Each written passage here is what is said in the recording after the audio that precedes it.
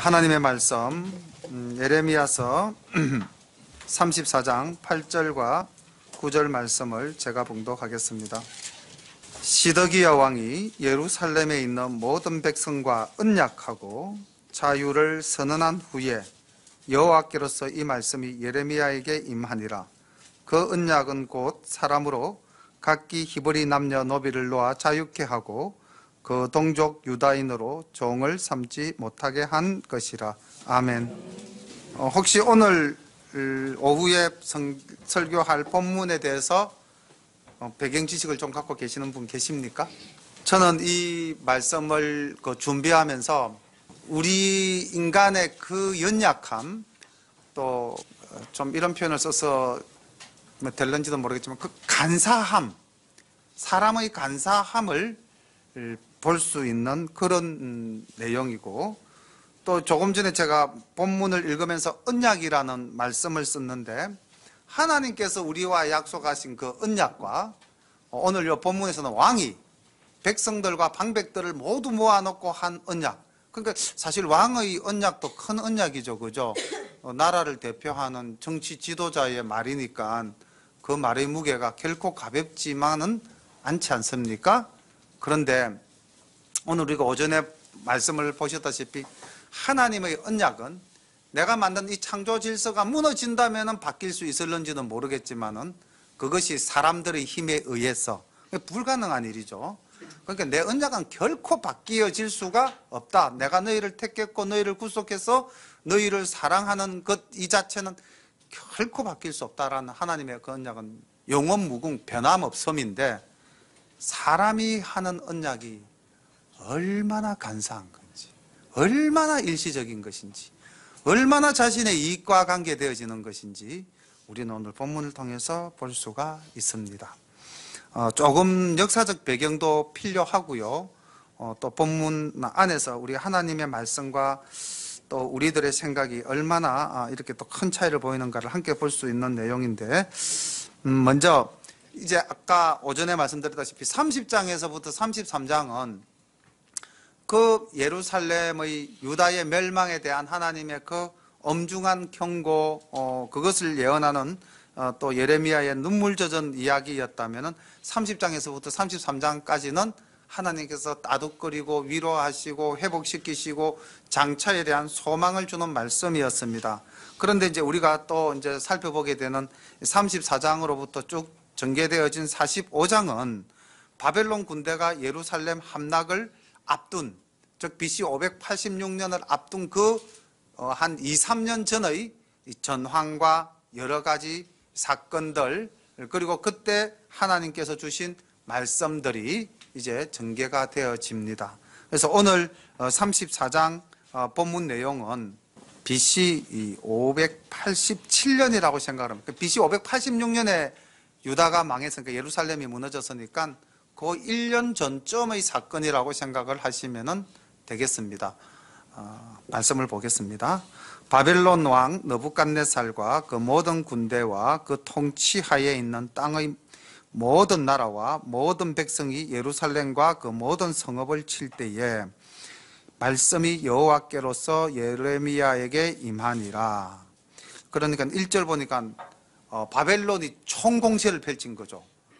그 모든 군대와 그 통치하에 있는 땅의 모든 나라와 그 모든 백성이 총출동령을 내려서 예루살렘을 치는 상황입니다. 예루살렘에 있는 그 시드기야 왕이 도저히 막아낼 수 없는 그런 위기적 상황이라는 것을 배경으로 이제 제시하고 있습니다. 2절 가라사대 이스라엘의 하나님 나 여호와가 이같이 말하노라. 너는 가서 유다 왕 시드기야에게 고하여 이르기를 여호와의 말씀에 보라, 내가 이 성을 바벨론 왕의 손에 붙이리니 그가 이 성을 불사를 것이라. 내가 그 손에서 벗어나지 못하고 반드시 사로잡혀 그 손에 붙임을 입고 내 눈은 바벨론 왕의 눈을 볼 것이요 그 입은 내 입을 마주 대하여 말할 것이요 너는 바벨론으로 가리라. 그러나 시드기야여, 나 여호와의 말을 들어라. 나 여호와가 내게 대하여 이같이 말하노라. 네가 칼에 죽지 아니하고 평안히 죽을 것이며 사람이 너보다 먼저 있은 내 열조 선왕에게 분향하던 일례로 내게 분향하며 너를 위하여 애통하기를 슬프다 주여 하리니 이는 내가 말하였음이니라 여호와의 말이니라. 아멘. 자, 이 말씀을 한번 봅시다. 이 말씀이 이제 그 예레미야의 입에서 선포되기 전에 그 나라에서는 어떤 일들이 있었냐면은 우리 잘 알죠. 예레미야가 이렇게 멍에를 메고 나라가 망할 것을 퍼포먼스로 보여주기로 했잖아요, 그죠? 그때 거짓 증거자들이 뭐라 했고 그랬습니까? 그 멍에를 꺾으면서 결단코 이런 일은 없을 것이다. 우리가 망할 일은 절대 없다. 이렇게 말하는 거짓 예언자들이 많았습니다. 그리고 시드기야 입장에서도 아유 바벨론이 뭐 쳐들어오면 또 저기 옆에 애굽에 가서 조금 도움을 뭐 구하면 또 우리가 이거 잘 넘길 수 있지 않겠는가? 뭔가 국제 정세를 이용해서 자기가 해결할 수 있다고 하는 한 가닥 희망을 가지고 있었습니다. 그러나 하나님의 뜻은 분명했습니다. 예레미야를 통해서 반드시 내가 너를 징치한다. 이스라엘은 유다는 망하고 70년 나의 계획된 시간이 있다라고 이제 말씀을 하시던 그런 시기. 그렇게 해서 시드기야가 거짓 선지자들의 말과 또 자기의 어떤 생각으로 하나님 말씀을 거역하며 예레미야의 말을 받아들이지 않던 바로 그 시기였습니다. 그런데 이때 예레미야를 통해서 주신 하나님의 말씀이 참 그 하나님이시죠. 역시 사람 같으면은 그런 생각을 갖고 있는 걸 다 알고 있잖아요. 그런데 여기 4절 이후의 말씀이 나올 수가 없잖아요. 지금 3절에서 끝을 내야죠. 그렇지 않습니까? 4절 이후의 말씀은 어떤 시드기야의 죽음이 어떤 죽음입니까? 편안한 죽음입니다. 역대 왕들이 죽었던 것과 같이 평안하게 자기 묘실로 가고 백성들은 자기를 분향해서 애곡하고 전쟁에 의해서 참담한 죽음을 당하는 것이 아니라 아주 평화로운 죽음을 네가 맞이할 수 있다. 어떻게 하면은 내 말을 들으면. 조건은 하나 다셨죠. 그렇게 이야기를 하고 있는 상황. 그런데 잠깐만 눈을 돌려서 성 밖을 내다보면 아까 말했죠. 바벨론이 총공세를 펼쳐서 이제 예루살렘을 공격하는 상황. 그 상황이 6절부터 조금 더 구체적으로 묘사되어져 있습니다. 선지자 예레미야가 이 모든 말씀을 예루살렘에서 유다 왕 시드기야에게 고하니라. 그때에 시드기야에게 고할 그때에 바벨론 왕의 군대가 예루살렘과 유다에 남은 모든 성을 쳤으니 곧 라기스와 아세가라 유다의 견고한 성읍 중에 이것들만 남았음이더라. 그러니까 유다의 전 지역은 다 이미 바벨론의 말발굽 아래 놓여져 버렸고 딱 남은 것이 성 3개 남았어요. 예루살렘 성, 라기스 성, 그 다음에 아세가라 성. 요 3성 남고 유다는 완전히 지금 망해버린 상태입니다. 겨우 명맥만 유지하고 있는 거죠. 이런 상황에서 이제 예레미야가 시드기야 왕에게 이제 전했습니다. 하나님의 뜻을 전하니까 그 다음 8절 내용이 이제 시드기야의 모습입니다. 그리고 우리가 이 시드기야의 모습을 보면서 또 한 사람을 떠올려야 됩니다. 히스기야 왕을 좀 생각하면서 이 시드기야를 대조해서 바라보면은 또 한 은혜가 될 줄로 믿습니다. 8절부터 봅니다. 이제 예레미야의 예언을 받은 시드기야 왕이 예루살렘에 있는 모든 백성과 언약하고 자유를 선언한 후에 여호와께로서 말씀이 예레미야에게 임하니라. 그 언약은 곧 사람으로 각기 히브리 남녀노비를 놓아 자유케 하고 그 동족 유다인으로 종을 삼지 못하게 한 것이라. 이 언약에 참가한 방백들과 모든 백성이 각기 노비를 자유케 하고 다시는 종을 삼지 말라 함을 듣고 순복하여 놓았더니, 이게 무슨 이야기일까요? 지금 적군들은 예루살렘 성을 다 에워싸고 있고 저 멀리 라기스 성 하나하고 아샤가라 성 2개 이제 겨우 남은 상태에서 하나님이 예레미야를 통해서 야 시드기야야, 네가 내 말을 들으면 너는 평안하게 죽는다. 내가 이 모든 것 다 물리쳐 줄게. 내 말을 들어라. 한 내용이 결국 보니까 이거였어요. 본문을 보니까 그 내 말을 들어라 한 내용이 뭐냐면은 내 동족 히브리인을 노예로 삼은 것을 놓아주어라. 하나님이 요구한 게 딱 요구였어요. 뭐 큰 배옷을 입고 회개하라도 아니었던 것 같고, 본문만 가지고 본다면은 시드기야 왕에게 하나님이 요구한 것은 예루살렘에 있는 너희들 중에 히브리 사람이 노예 생활을 하는 사람이 몇이 있더라. 내가 보니까 그 아들 풀어주라. 네 동족 아니냐. 왜 풀어주라고 했을까요? 말씀을 조금 건너뛰어서 14절로 한번 넘어가 보겠습니다. 14절에 가니까 너희 형제 히브리 사람이 내게 팔렸거든 7년 만에 너희는 각기 놓으라. 그가 6년을 너를 섬겼은즉 그를 놓아 자유케 할지니라 하였으나 너희 선조가 나를 듣지 아니하며 귀를 기울이지도 아니하였느니라. 그러니까 이게 그 유다가 범한 하나님의 계명을 어긴 것 중에서 한 사례에 불과해요. 한 사례에 불과하지만 하나님은 그걸 꼭 집어서 네가 이 말을 들으면은 다른 것도 내 다 들은 걸로 인정해 줄게. 왜 우리 자녀가 뭐 좀 잘못을 저질렀을 때 부모님들이 그러잖아요. 야, 너 그 잘못된 거 엄마한테 이야기하면 이제 엄마가 나머지 모든 거 다 용서해 줄게. 뭐 지나간 것도 내 다 용서해 줄게. 뭐 이런 경우 있죠. 그죠? 그럼 이 말씀이 어디에 있냐면은 하나님께서 처음으로 이스라엘 백성들에게 율법을 준 것이 레위기 아닙니까? 레위기 25장 39절에 보면은 바로 이 14절 말씀이 있어요. 그러니까 하나님이 법으로 이스라엘 백성에게 준 말씀입니다. 레위기 25장 39절과 40절 말씀을 제가 봉독해 드릴게요. 내 동족이 비난하게 되어, 내 동족이 히브리인이죠. 내 동족이 비난하게 되어 내게 몸이 팔리거든 너는 그를 종으로 부리지 말고. 하나님 분명히 그렇게 말했어요. 동족이 돈이 없어서 너에게 만약에 뭐 구워가지고 못 갚아가지고 팔리게 되면은 절대 종으로 부리지는 말고 품꾼이나 우거하는 자같이 너와 함께 있게 하여 희년 7년까지 너를 섬기게 하라. 그러니까 종 삼지 말고 그냥 집에 일 도와주는 사람으로 인격을 보장하면서 같이 더불어 살아라. 그러니까 빚진 거 쓰는가, 뭐 빚은 당연히 갚아야 되지 않겠느냐. 요 정도로 규정을 해주셨어요.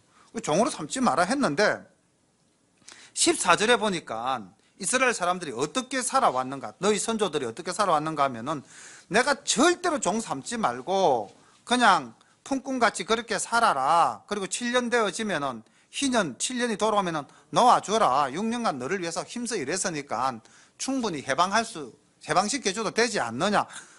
내가 그랬는데 너가 이때까지 내 말 한 번도 안 들었어. 너가 그냥 너가 형제라도 그냥 종으로 삼고 계속 부렸어. 야, 시드기야야, 내가 이제 이 환난 지국에 너에게 말한다. 히브리인 종으로 삼은 자들은 다 풀어줘라. 그래서 시드기야 왕이, 보십시오 8절에 시드기야 왕이 예루살렘에 있는 모든 백성과 언약하고, 모든 백성과 언약했어요. 자유를 선언했다. 누구의 자유를 선언했다는 겁니까?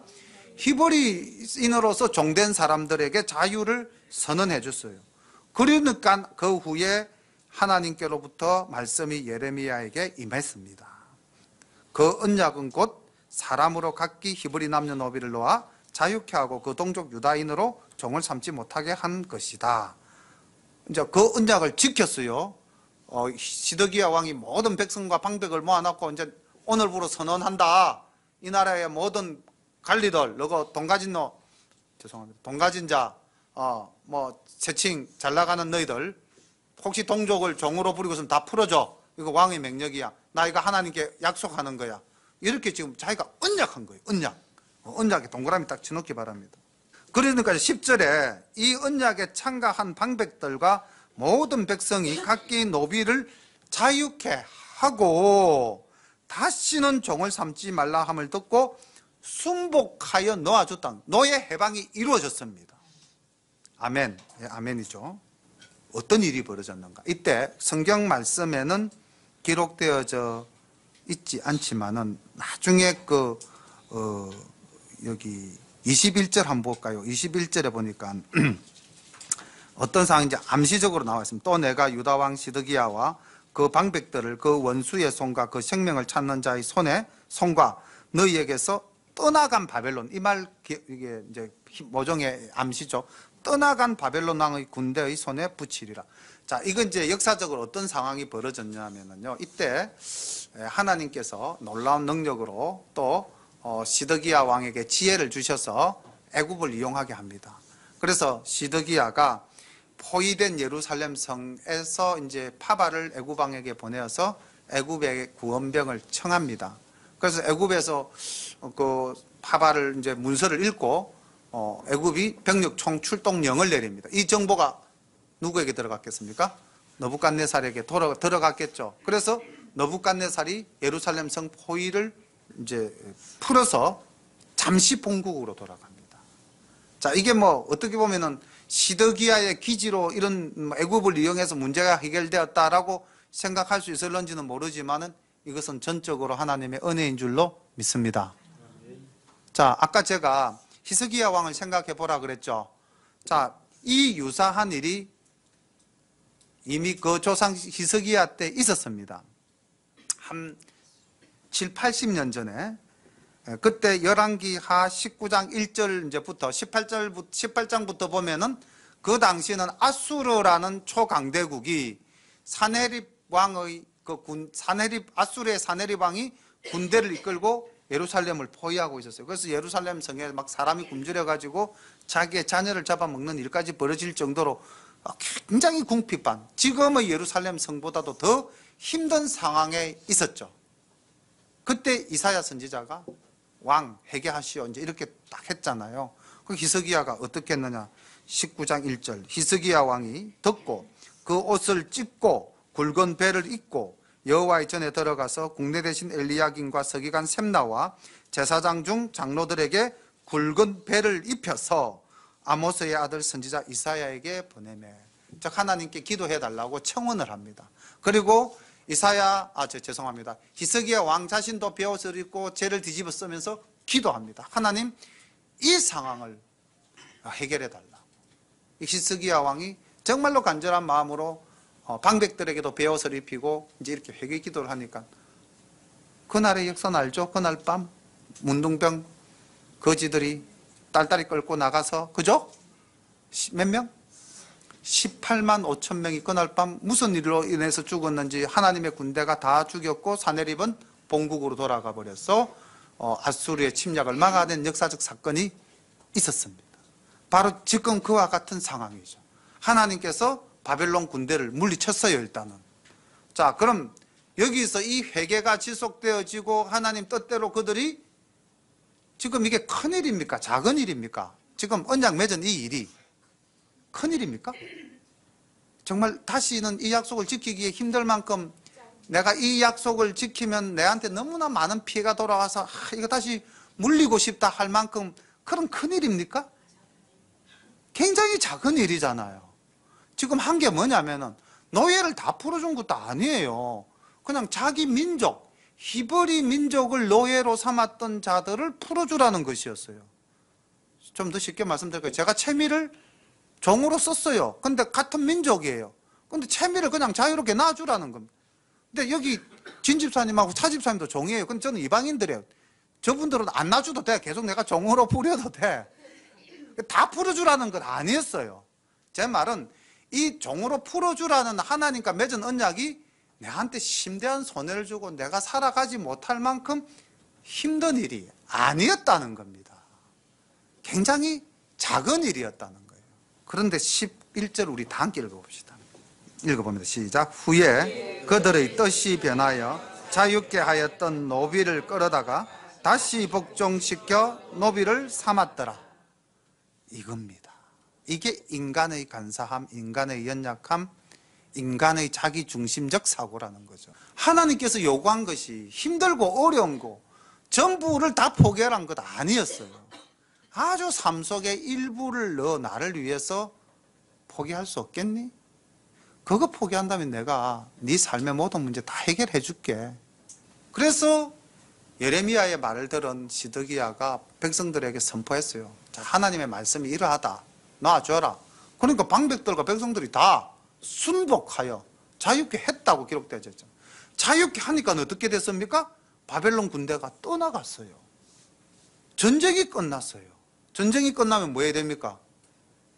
농사 지어야죠. 일해야죠. 뭐가 필요합니까? 노예가 필요하죠. 근데 해방시켜준 노예 몇 명 되지도 않아요. 농사 지을 수 있어요. 그죠? 그런데 생각이 변하여, 뜻이 변하여 자유케 하였던 노비를 끌어다가 다시 복종시켜 노비를 삼았더라. 그냥 가볍게 지나갈 수 있는 구절입니까? 아니면 우리에게 뭔가 찔림이 있습니까? 아무 느낌이 없습니까? 우리가 신앙생활하면서 하나님께 서원하고 약속했던 것들, 생각나는 것들 많이 있지 않습니까? 내가 그 서원 기도하고 하나님이 내 주변에 내 삶 속에 있었던 수많은 문제들을 해결해 주시고 내게 은혜 주셨던 것 혹시 뭐 기억나는 거 없습니까? 그런데 그것들이 다 해결되고 나니까 내가 하나님께 서원하고 약속했던 것, 그거 나 언제 그랬지 하고 까마득하게 잊어버리고 내 중심으로 살아가는 일 없습니까? 이게 지금 이스라엘 이야기 아니에요. 유다 이야기 아닙니다. 우리 이야기입니다. 내 이야기인 거예요. 돌아보면은 우리 삶 속에도 이러한 일들이 비일비재했다는 겁니다. 근데 우리는 그냥 넘어가는 거죠. 내 문제가 해결됐으니 뭐 이제는 뭐 약속한 건 나 모르겠다. 아까 제가 이런 말 써도 될는지 모르겠습니다 하면서 참 그 간사하다라는 말을 썼는데 이게 우리의 본질입니다. 아주 간사하고 사악한 것이 우리가 가진 본질이에요. 마귀가 심어준 탐심, 욕심, 정욕, 그겁니다. 이제 12절부터 보십시오. 이렇게 다시 노비를 삼았고 난 다음에 주님 말씀하십니다. 그러므로 여호와의 말씀이 여호와께로서 예레미야에게 임하니라. 가라사대 이스라엘 하나님 나 여호와가 이같이 말하노라. 내가 너희 선조를 애굽 땅 종되었던 집에서 인도하여 낼 때에 그들과 언약을 세워 이르기를 너희 형제 히브리 사람이 내게 팔렸거든 7년 만에 너희는 각기 놓으라. 그가 6년을 너를 섬겼은즉 그를 놓아 자유케 할지니라 하였으나 너희가 나를 듣지 아니하며 귀를 기울이지도 아니하였느니라. 그러나 너희는 이제 돌이켜 내 목전에서 정당히 행하여 각기 이웃에게 자유를 선언하되 내 이름으로 일컬음을 받는 집에서 내 앞에서 언약을 세웠거늘. 이건 이제 어느 사건인지 이해가시죠? 너희들이 그렇게 했다는 거죠. 몇 절 상황입니까? 8절부터 10절까지의 상황을 말씀하신 겁니다. 세웠다. 그 다음 16절. 그런데 너희가 뜻을 변하여, 이 11절 상황으로 넘어가는 거죠. 너희가 뜻을 변하여 내 이름을 더럽히고 각기 너와 그들의 마음대로 자유케 하였던 노비를 끌어다가 다시 너희에게 복종시켜서 너희 노비를 삼았도다. 11절 상황이죠. 그 다음 말씀 무섭습니다. 그러므로 나 여호와가 이같이 말하노라. 너희가 나를 듣지 아니하고 각기 형제와 이웃에게 자유를 선언한 것을 실행치 아니하였은즉 내가 너희에게 자유를 선언하여 너희를 칼과 연병과 기근에 붙이리라. 나 여호와의 말이니라. 내가 너희를 세계 열방 중에 흩어지게 할 것이며 송아지를 둘로 쪼개고 그 두 사이로 지나서 내 앞에 언약을 세우고 그 말을 실행치 아니하여 내 언약을 범한 너희를 곧 쪼갠 송아지 사이로 지난 유다 방백들과 예루살렘 방백들과 환관들과 제사장들과 이 땅 모든 백성을 내가 너희 원수의 손과 너희 생명을 찾는 자의 손에 붙이리니 너희 시체가 공중의 새들과 땅 짐승의 식물이 될 것이며 또 내가 유다 왕 시드기야와 그 방백들을 그 원수의 손과 그 생명을 찾는 자의 손과 너희에게서 떠나간 바벨론 왕의 군대의 손에 붙이리라. 나 여호와가 말하노라. 보라 내가 그들에게 명하여 이 성에 다시 오게 하리니 그들이 이 성을 쳐서 치하여 불살할 것이라. 내가 유다 성읍들로 황무하여 거민이 없게 하리라. 전쟁 중에 일어난 아주 작은 에피소드라고도 볼 수가 있습니다. 아주 자그마한 일이었어요. 그런데 하나님께서는 그 자그마한 일이었지만은 하나님은 진심으로 기뻐하셨어요. 그리고 순종한 것에 대해서 하나님은 너무 감격하셨어요. 그래서 정말 그동안에 지은 모든 죄를 다 용서하고 이스라엘에게 평화를 주려고 하셨어요.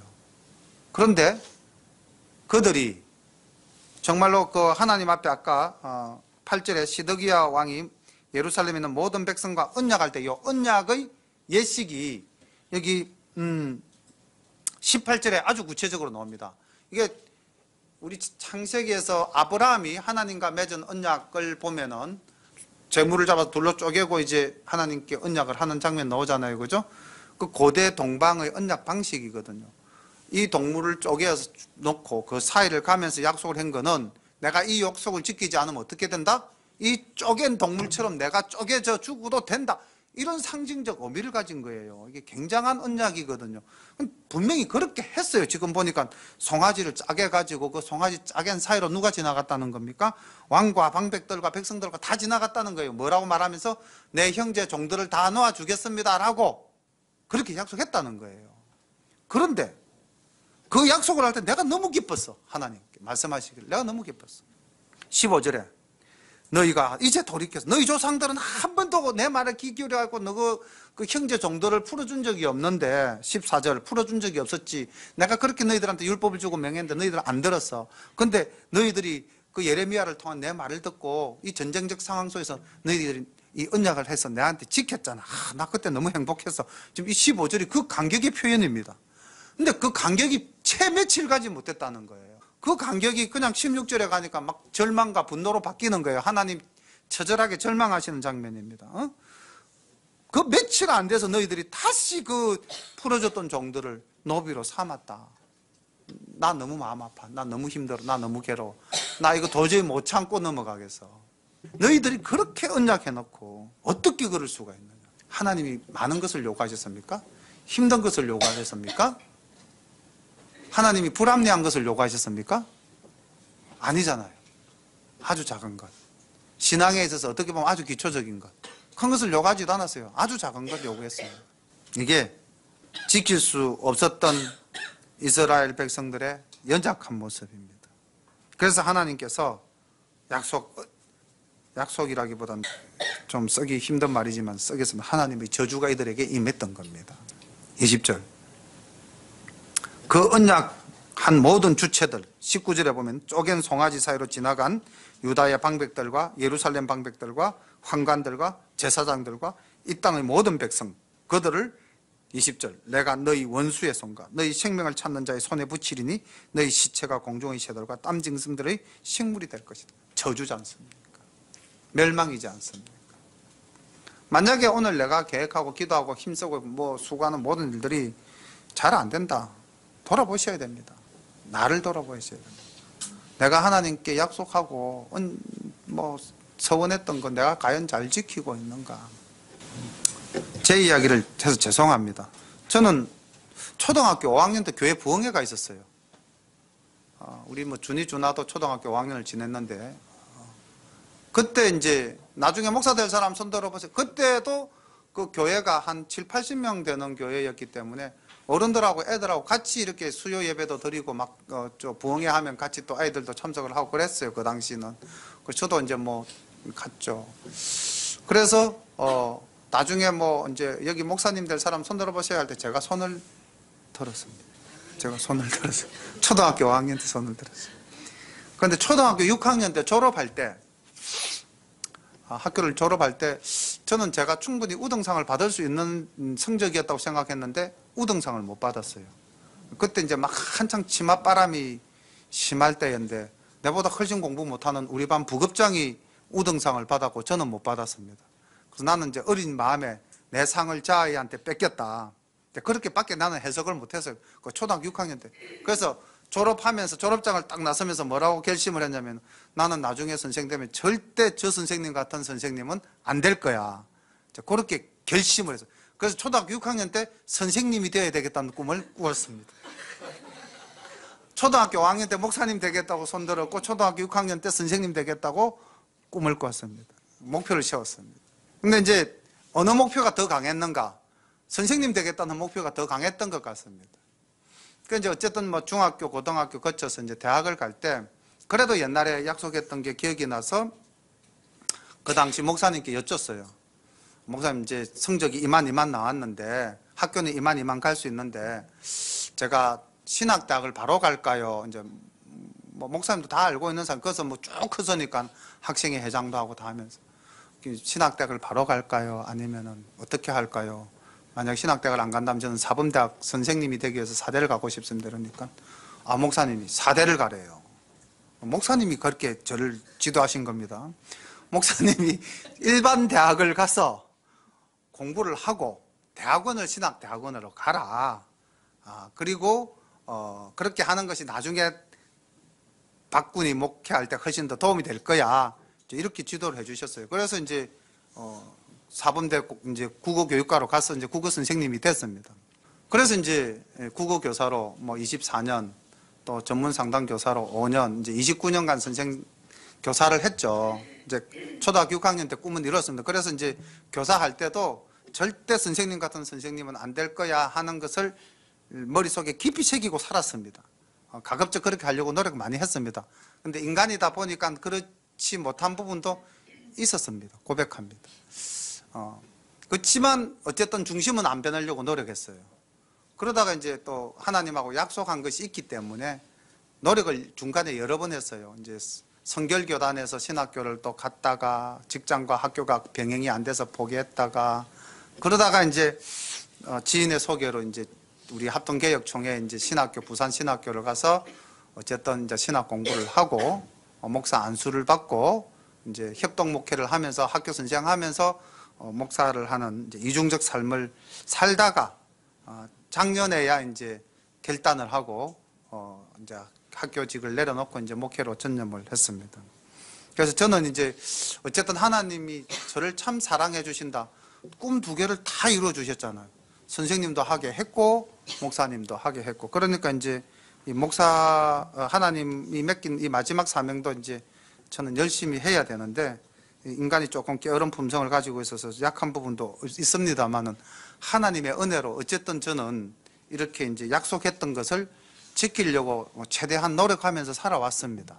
그런데 많은 사람들은 하나님과 약속한 것들을 잊어버린다는 거죠. 뭐 변명되잖아요. 초등학교 학년 때 애가 뭘 알겠어. 그럼 끝이죠, 그죠? 근데 제 이야기를 해서 상당히 죄송합니다. 제가 뭐 절대 교만해서는 아닙니다. 어쨌든 저는 제가 제 중심에 하나님하고 맺은 약속은 지키려고 최대한 제 인생을 통해서 노력했습니다. 학교를 다니면서 신학 공부하는 것도 쉬운 일은 아니었는데 어쨌든 뭐 뚫고 해냈고요. 또 포기할 때는 또 포기도 했었고요. 또 세워야 할 때는 교회를 세웠고요. 또 이렇게 이루어져 나가고 있습니다. 그래서 하나님께서 제게 은혜를 많이 베풀어 주셨다는 건 늘 감사하고 있습니다. 좋은 우리 또 이렇게 동력하시는 분들이 함께 열림을 섬길 수 있게끔 인도해 주신 분도 하나님이시라고 저는 믿습니다. 우리 한번 자신들의 삶을 돌아보죠. 제가 짧은 제 고백을 했듯이 우리 한번 자기 고백을 해보면 하나님께 이렇게 드러내어서 고백할 수 있는 부분들도 있겠지만은 또 그러나 내가 약해서 하나님 앞에 고백하고도 서원하고도 지키지 못한 것들이 있다면 그것의 원인이 무엇이었을까? 우리가 교회에서 새가족 교육, 제자 훈련 우리 전도사님을 통해서 지금 열심히 다들 하고 계시는데 아마 그런 과정을 하면서 분명히 한 가지씩 두 가지씩 결단하고 서원하고 나 이렇게 하리라 하나님께 기도하면서 약속하셨을 겁니다. 그런데 그것들을 어떻게 지금 내가 이루어가고 있는지 배웠던 그 당시 그때 감정이 일어났던 그 시간에 내가 약속했던 것 그건 일시적인 거야. 돌아서 생각해 보니까 그건 그때 일이지 뭐. 혹시 우리 그렇게 지금 잊어버리면서 지내고 계시지는 않습니까? 우리가 주님을 주인 삼고 내가 주님 뜻대로 살겠다고 우리 교회가 그런 교회 되게 해달라고 우리가 기도하면서 지금 이 과정을 밟으면서 교회를 세워나가고 있는데 우리가 만약에 그렇게 해놓고도 주변 문제가 해결됐다고 군대가 싹 물러가니까 바로 뜻이 변하여 자유가 하였던 노비를 끌어다가 다시 종삼는 그런 우를 우리가 오늘날 범하고 있지는 않은가. 만약에 그런 우를 지금도 우리가 범하고 있다면 빨리 회개하고 돌이켜야 될 줄로 믿습니다. 오늘 말씀은 딱 한 가지 사건을 가지고 하나님께서 어떻게 이 이스라엘 백성들에게 나타나시는가 말씀을 보면 딱 그거였습니다. 우리에게도 딱 한 가지를 요구하실 때가 있을 겁니다. 딱 한 가지를. 많은 것 말고 아주 작은 것, 너 삶 속에 아주 작은 일부를 나를 위해서 좀 어떻게 해줄 수 없겠니? 아마 하나님께서 그렇게 요구하실 때가 있을 거예요. 그때 우리는 대답합니다. 예, 하나님, 제가 이거 그렇게 할게요 라고 대답합니다. 그러니까 하나님께서 내 문제를 해결해 주셨어요. 그래서 하나님 은혜에 감사를 합니다. 돌아서면서 배반하죠. 지금 시드기야 왕이 바로 돌아서면서 이스라엘의 방백들이, 이스라엘 모든 백성들이 돌아서면서 배반하는 장면이었습니다. 하나님이 참 마음 많이 아파하셨습니다. 그때 아프셨던 하나님의 마음을 오늘 우리는 아프게 하지는 않는가 한번 돌아보시면서 오늘 오후 설교 우리는 어떤 사람으로서 하나님 보시기에 이 자리에 서 있는가 한번 돌아보면서 우리 이 시간 함께 기도하기를 바랍니다. 하나님께서는 우리에게 큰 것을 요구하지 않으셨어요. 작은 것. 그러나 나를 사랑하는 마음이 있는가를 하나님은 확인하셨습니다. 그 마음 우리가 하나님한테 다시 한번 더 보여드리기를 소망하는 그런 기도 이 시간 함께 나누었으면 합니다. 우리 하나님께 기도드리기를 바랍니다. 함께 기도합니다. 사랑과 은혜가 풍성하신 우리 아버지 하나님, 은혜를 감사합니다. 시드기야 왕의 배반과 아버지 하나님, 또 그로 인한 하나님의 마음 아파하심, 우리 아버지 하나님, 이 시간 우리로 인하여 하나님 아버지 마음 아프신 적은 없으셨는지 다시 한 번 더 돌아보게 됩니다. 하나님 아버지, 살아가면서 우리는 내 것을 움켜잡고 내려놓지 못할 때가 참 많습니다. 그리고 아버지 하나님, 이 모든 것이 때로는 나의 힘으로 다 이루은 것이라고 생각하고 하나님 아버지 포기하지 못할 때도 많습니다. 하나님, 이제 우리 열린 가족들 주님 긍휼히 여기시고 돌아보시어서 하나님 앞에 언약한 것이 있으면 아버지 하나님, 작은 것이라도 지켜서 하나님의 마음을 기쁘시게 하는 우리 모든 열린 가족들 다 될 수 있도록 인도하여 주옵소서. 하나님, 시드기야 왕과 이스라엘의 방백들과 이스라엘의 백성들과 같은 죄를 다시는 범하지 않는 우리 모두가 될 수 있도록 인도하여 주옵소서. 하나님, 우리가 작은 것을 하나님께 바쳤을 때에 하나님께서는 한량없는 은혜로 우리가 구하지 않은 것까지 채워주시는 놀라우신 하나님이신 줄 저희들은 믿습니다. 하나님 아버지, 다시 한 번 더 저희 자신을 돌아보며 결단하는 이 시간 되게 하여 주옵소서. 우리 열린교회가 정말 하나님이 바라시는 아름다운 교회로 성장해 갈 수 있도록 하나님, 저희들에게 마음을 같이 할 수 있도록 뜻을 한 곳으로 모을 수 있도록 하나님 인도하여 주옵시고, 서로가 서로를 사랑하며 시기하지 아니하며 질투하지 아니하며 원망하지 아니하며 항상 아버지의 서로를 격려하며 서로를 사랑하며 우리의 얼굴에 항상 웃음꽃이 가득한 아버지, 우리 열린 가족 모두가 될 수 있도록 인도하여 주옵소서. 주님께서 함께해 주실 줄로 믿사옵고 간구할 때마다 예수님 이름 받들어 감사하며 기도드리옵나이다. 아멘.